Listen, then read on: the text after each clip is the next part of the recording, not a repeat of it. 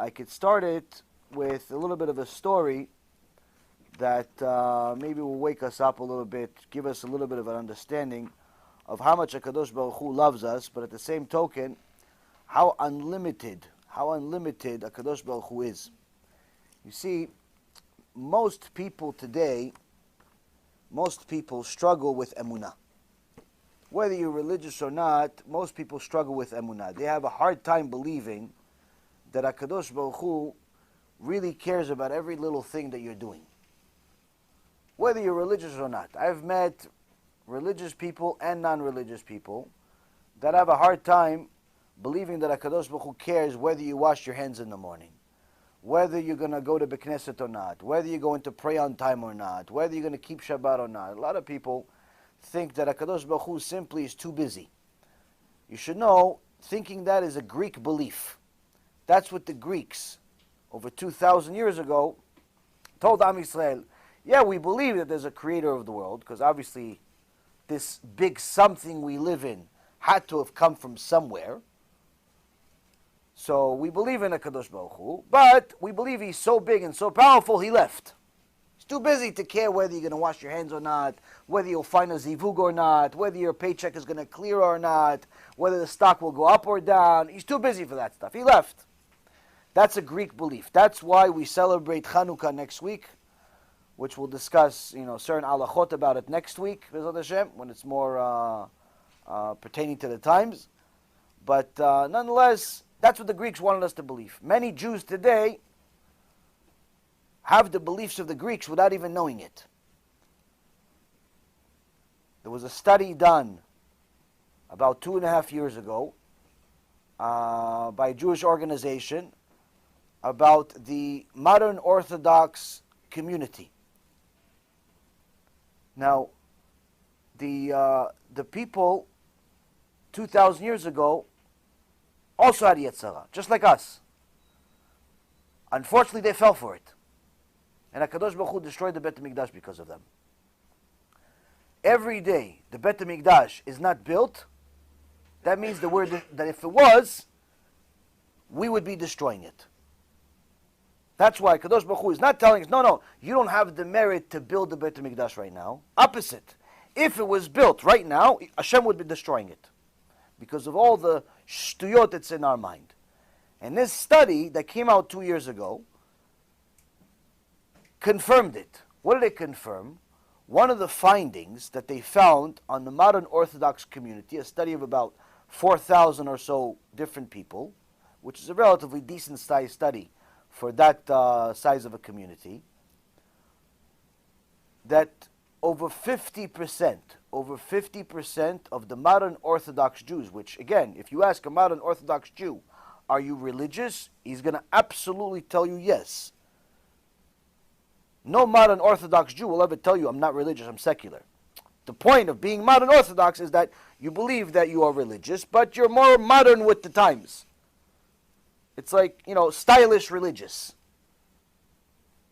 And people think this is perfectly fine. Torah doesn't, but people think, okay, no problem. So what does modern Orthodoxy, what do they get us to today?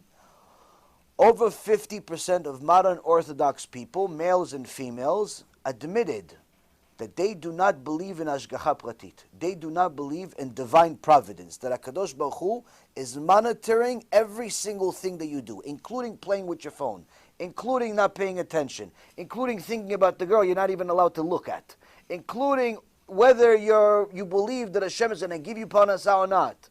Everything, all the things that are in your mind. This is one of the ikarim of being a Jew. It's one of the foundations of being a Jew is that Hashem is so great, He knows in real time, not like slow yesterday's email, real time, 5G, 900G. He knows exactly what every single one of us is thinking right now, what we thought a minute ago, and every single thing is being watched, every single thing is being written down, every single thing is being heard, and every single thing is going to be shown to us one day on Judgment Day. This is one of the foundations of our belief in Judaism. Over 50% of the so-called religious modern Orthodox say, this I don't believe.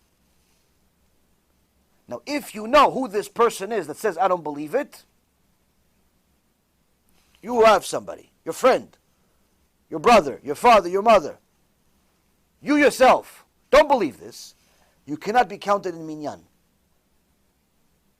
You need 10 people to pray together. 10 people say Kaddish. 10 people to have any major Jewish ceremony. Person doesn't believe Hashgacha Pratit, it's considered completely an apikoros. Now, if this was only, let's say, 3, 4, 5, 6, 7, 8, 9, 10%, it would be a tragedy. 10% of Am Yisrael does not believe in Hashgacha Pratit, it's a tragedy. 50%, Hashem Yirachem.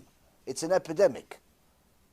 To say it's a tragedy, it's like saying the Holocaust was a tragedy.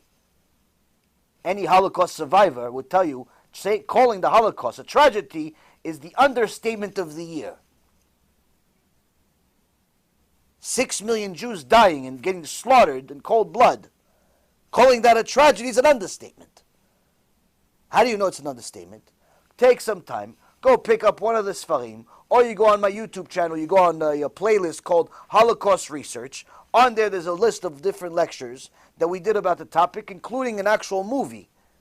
A movie that was made, shows you what happened during the Holocaust.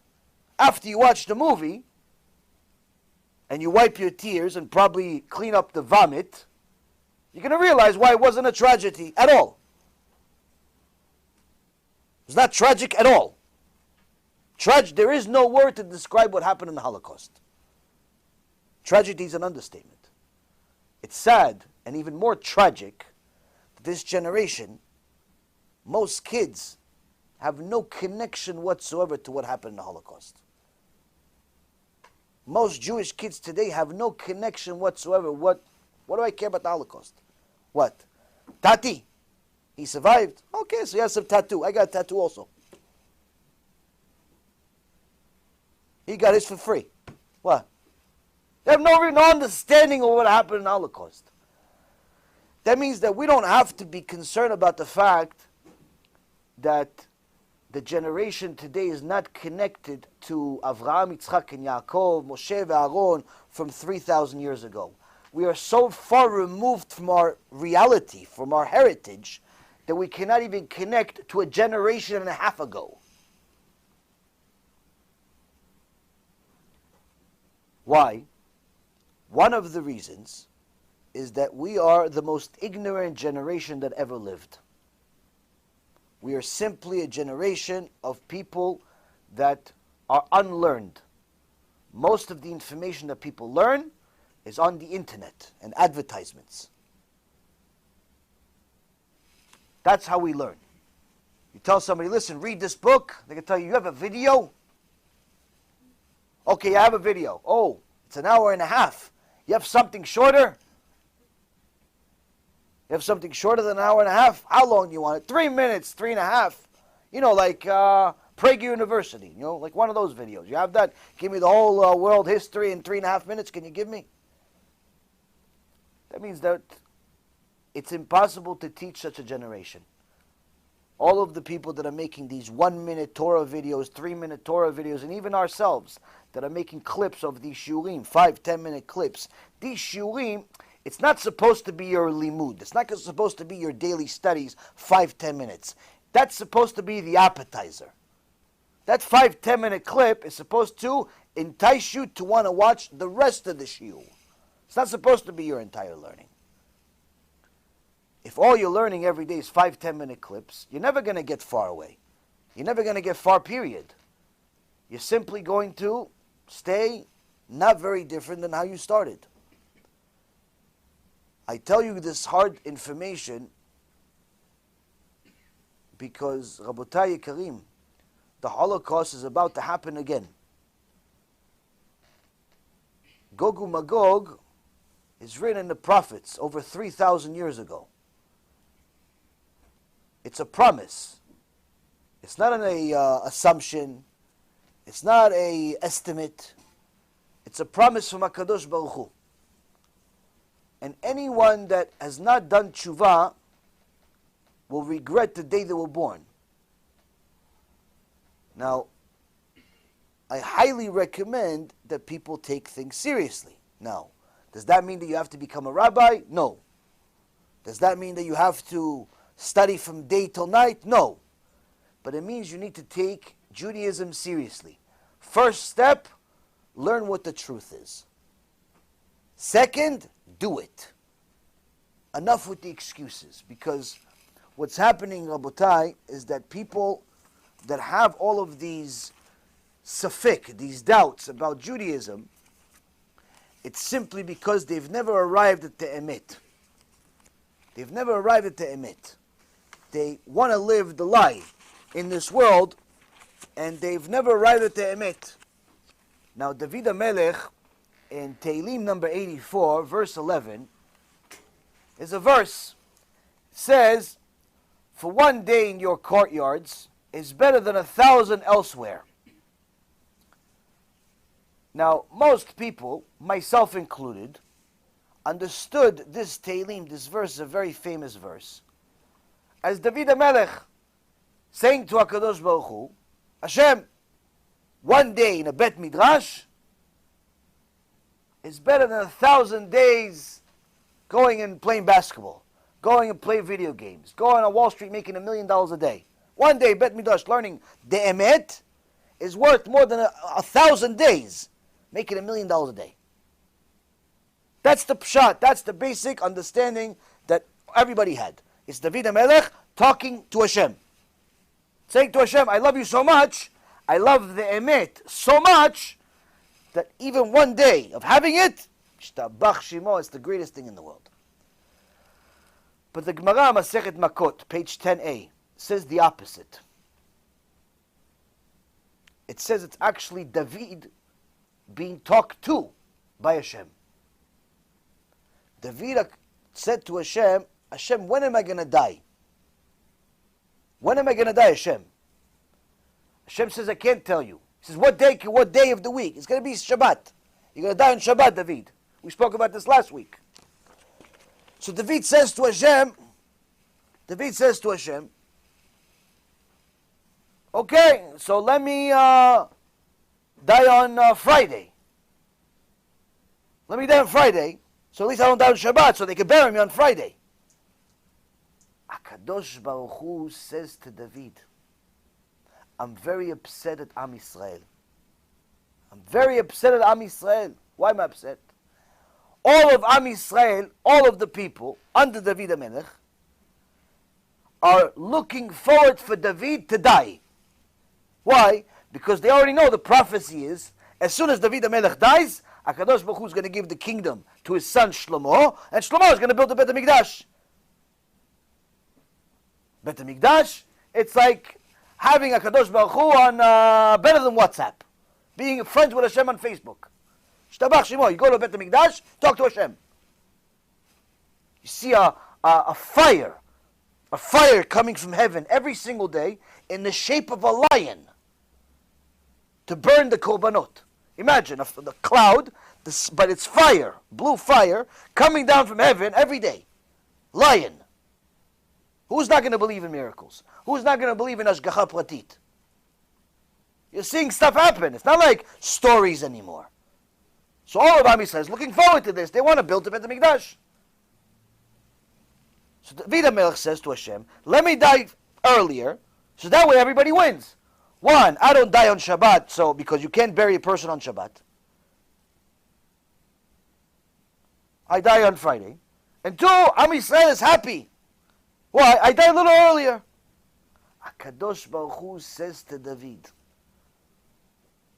one day of your learning Torah is worth to me more than 1,000 korbanot, 1,000 sacrifices that your son and the rest of Am Yisrael will make in the Bet HaMikdash. Why is this a big deal to us, Rabotai?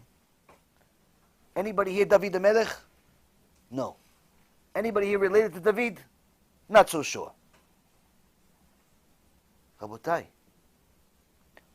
HaKadosh Baruch Hu told David, you learning Torah is worth to me more than the Bet HaMikdash itself, more than the Karbonot, more than everything.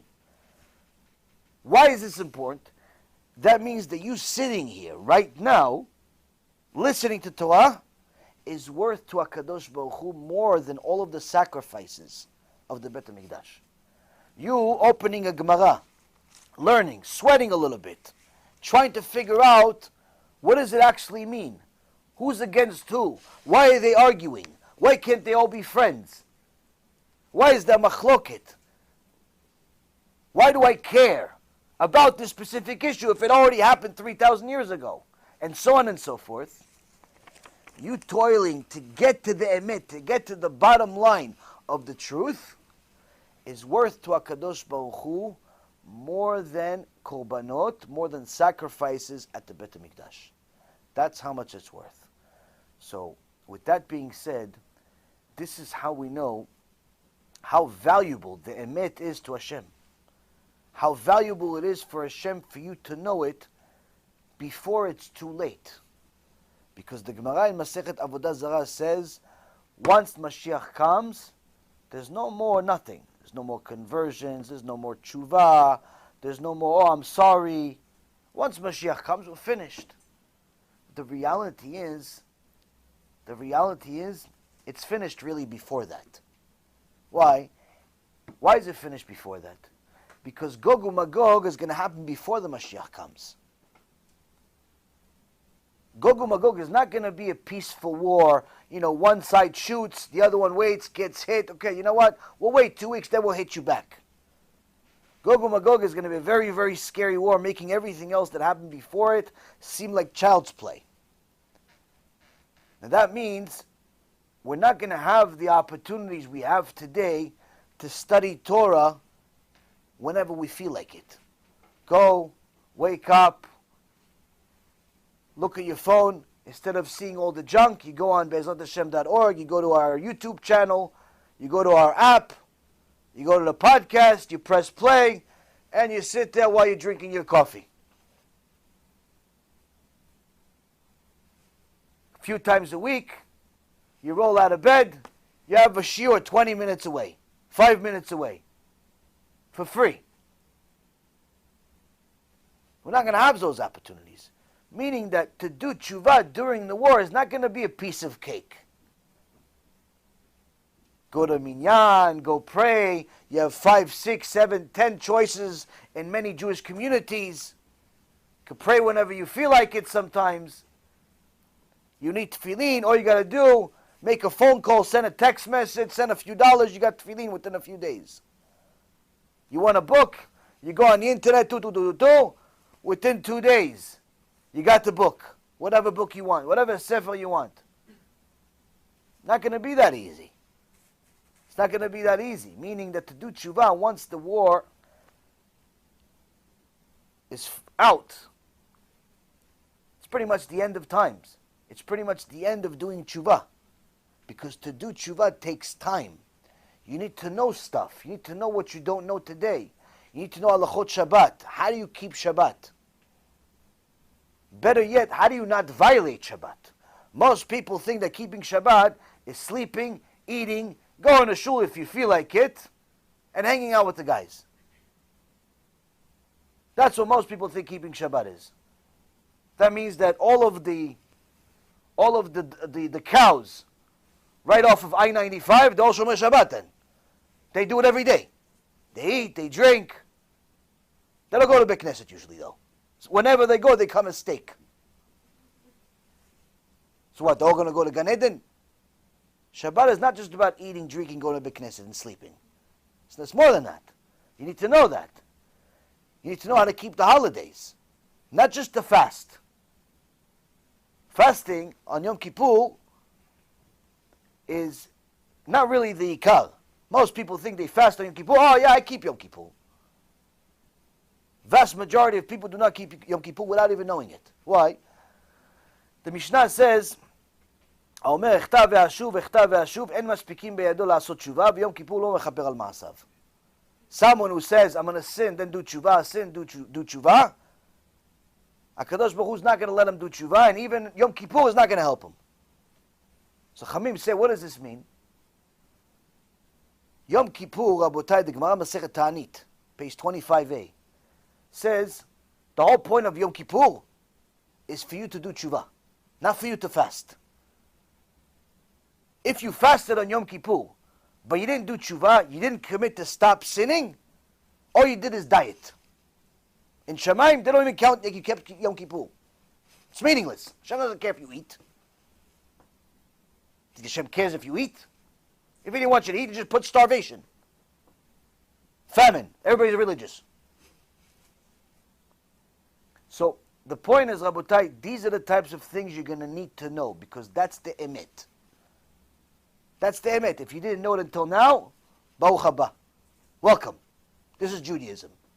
Does that mean it's really hard? Not necessarily. Judaism is not hard. It's only hard for people who don't want to do it. If you don't want to change your life, Judaism is extremely hard. But if you want to change your life, you want to be a better person, you want to be closer to Hashem, then Judaism is very easy.